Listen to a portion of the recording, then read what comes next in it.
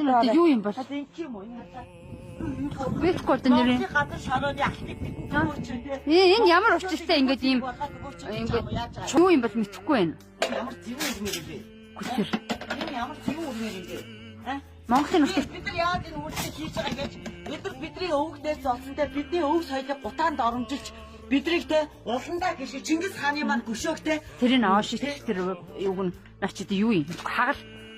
Хагал бүр дургуурчтэй. Үгүй. Сэтэр хасаа нутагт ийм байх ёсгүй. Ёсгүй заа юу. Хасаа нутагт бид нар ийм байхгүй. Бид Монгол хасаа нутагт ийм байх ёсгүй. Юу вэ? Ийм байгаагүй. Юу вэ? Дургуурчтэй бүр. Ингээд дургуур үргээд байдаг юм.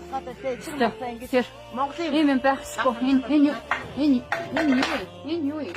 Гайгүй та нар ингэж дураараад байхгүй заяа. Хагал бүр дургуур юу вэ? Та нар ингэж дураараад байхгүй заяа. Мата сумын цагдаа бид нар яг цуг авчрах гад бүр өнөө өглөөнөөс шалгаанд тушаалцсангүй юу? Бидний өвгдөөс аваад тэр очиж ширжсэн мөн.